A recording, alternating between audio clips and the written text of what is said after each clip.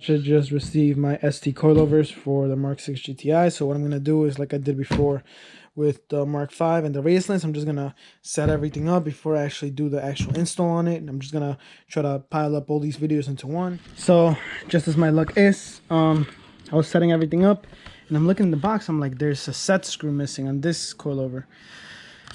Brand new coilovers, it didn't come with them. So okay, since the set screw here was missing, I went ahead and bought some set screws, but didn't work. I did have these little screws that actually fit in there perfectly, and I'm gonna use those instead. Now you're gonna need a 20mm and a 10mm to do the top. Just like on the Mk5 suspension, put in the spring, the bearing, mount, do that, tighten it up by hand. And the front, for the rear is the same process. It's 16mm open end and a 5mm Allen key, and all you gotta do is twist it and tighten it, and then that's it. Once the mount is good to go, you're done. Do the same to the other side. All right, guys, next thing we're gonna do for H2O prep for my car is gonna be installing the coilovers. I got a set of ST coilovers. Now you want to remove your wheel. Now what I'm gonna do is, Mk5 has a cutout like all the way over here, so I'm just gonna take a little X-Acto knife and cut that out so I can get to the bolts easier. I don't want to remove this whole thing. The Mk5 doesn't have has a big ass hole there, so that's what I'm gonna do to this one. You don't have to remove any of this stuff. This is just like the install on the Mk5 coilovers. Pretty much the same process, same bolts. I did get the ultimate ECS tuning kit, so I do have brand new replacement bolts. The one that goes on the shock this way and the two on top. That one from the control arm you can reuse. Took out the old one. All I'm gonna do is install the new one. All right, passenger side is done. Everything installed, brand new parts. I'm just gonna put on my wheel and then do some tire lettering. And what we're gonna do is gonna install them.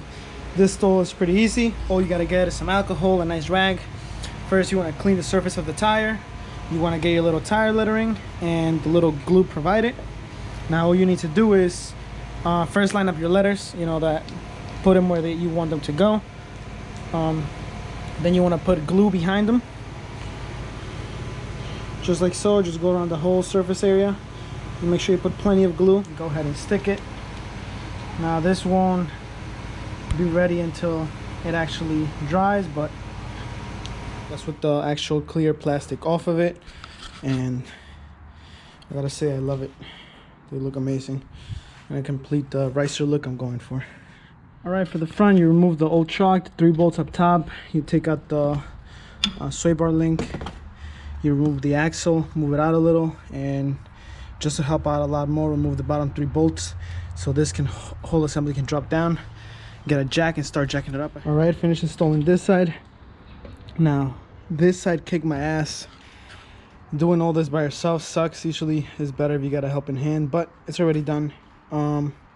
Now I'm gonna do the other side, and I'm gonna put my wheel in here, make sure it doesn't scrape against the coilover. All right, now both sides are on, and since I bought the ultimate kit, it comes with all brand new bolts, so I don't have to worry about the old bolts. As you can see, this one was really rusty. There's a paint to come out, so it was this one, but now everything is brand new.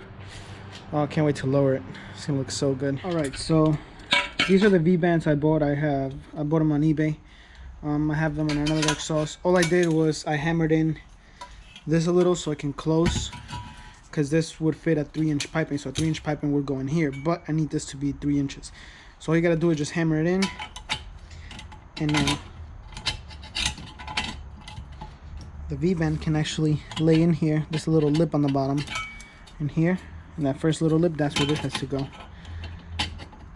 And then I'll just weld that in there and weld it on the other side. Okay, now I know these are not the prettiest welds, but they're honest welds. That's what they are. Yeah, sorry. Okay, guys, so we're working on the Mk6 GTI again. Yesterday what I did was the camera actually died. I had to remove the down pipe, mid pipe, and that little corner section. That's where I'm gonna actually cut it and weld it into the new exhaust piece that I made. Now all the studs came out like this. The whole stud came out because everything was rusty. So what I went and did is shout out to my boy Eamon. He helped me out. What we did was we installed actual screw with a few I don't know if you guys can tell from here, with a few little washers so it can stay on in place. Now I ordered that little V-band cat, but it was actually too big for the ECS tuning cutout to fit. It's supposed to fit right under here. Alright, so this is what I ended up doing. I welded both of them right here and my new V-band in there because it was still a little too long. So now what I'm gonna do is I gotta cut that piece down there off the corner and then weld that V-band on the end of that. Okay, so this part is on, and this is the other piece, and I'm gonna have to weld it here now. Hey guys, so pretty much I'm done. This is not to toot my own horn, but this came out pretty darn good. Everything is bolted up, nothing is touching other than this little valve right here just a little bit, but I don't want this to be too low. But other than that, seems pretty good. I'm just gonna bolt everything up down here, put the battery back on the car, make sure everything is tight down here, and turn. Alright, so everything down below is nice and tidy up. I already installed the ECS tune-in boost tab. All it is plug in this tab, put in the set screw there, and then the actual boost tab here with a little zip tie. Okay, now for those that wanted to see how I ran the line underneath, I went through here, followed the brake lines underneath the car. Now my car, last winter, they broke my plastics, so I guess you can see I followed brake lines, put a little zip ties on the way, all the way up. Okay guys, so we have some good and bad news. Good news, there's no exhaust leaks from the downpipe down. Bad news, I always had an exhaust leak and I thought it was the gasket for the downpipe. It wasn't.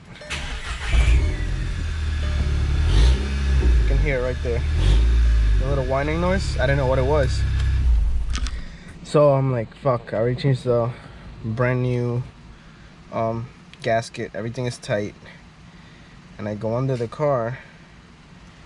Let me see if I can find the picture.